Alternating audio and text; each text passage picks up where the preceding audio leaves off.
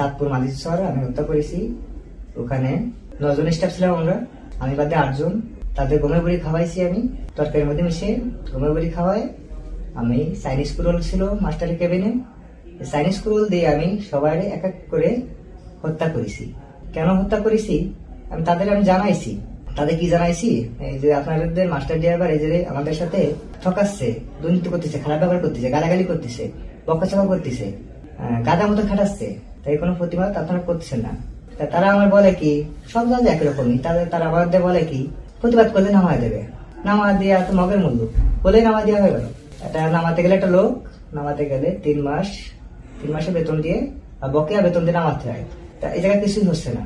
এই জায়গায় ফট করে একটা জাহাজেতে লোক নামা দিচ্ছে, কেমন ধরো মামু করে আনতে কলা মায় নেমে গেলাম, তো নামা দিয়ে বলো 82 টাকা মারি দিবানি।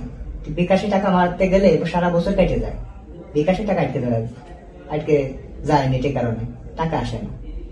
এই 1 বছরের মধ্যে বা 5 মাস 6 মাস 4 মাস বেতন আটকা থাকে। আর এই বেতন পাতে গেলে 3-4 মাস এরকম ফোন দিতে হয়। তা এই ফোন দিতে দিতে যে ফোনের টাকা যে হয় ফেলায়, এটা বেতন আলাদা ভাবে আরেকটা হয়ে যায়। তারপরেও মাস গেলে বেতন ফেটায়, যদিও কোনো জাহাজে ফেটায়, তা পুরোপুরি বেতন কেউ ফেটায় না, হাফ ফেটায় বা 3 ভাগে 1 ভাগ ফেটায় বা 4 ভাগে 3 ভাগ ফেটায়, এরকম। তা আমি 8টা মানুষে ফোন করেছি, তাদের ভাগ্য চুপ করে 3 জন আহত হয়েছিল। 3 জনের মধ্যে 2 জন হসপিটালে যাবে মারা গেছে শুনেছি, আর একজন মনে হয় এখনো বাইসে আছে। যদিও সে বাইসে থাকে, তার কাছে আমি একটা জিনিসই বলি, আমি আপনাদের অনেকবার বলেছি, আপনারা শোনেননি কোন একটা কথা বলতে। আপনারা বইতেছিলেন যদি চাকরি হারা যায়, আর যদি জীবনে না থাকে তাহলে চাকরি দেখে হবে। আমরা যখন সমুদ্র ফাড়ি দিই তখন তো রাষ্ট্র ডুবে যায়, মরেও যেতে পারি আমরা, এর তো কোনো গ্যারান্টি নাই। আর মরে গেলে কি হবে, ওই মৃত্যু কামনা করে চলে যাবে, শেষ।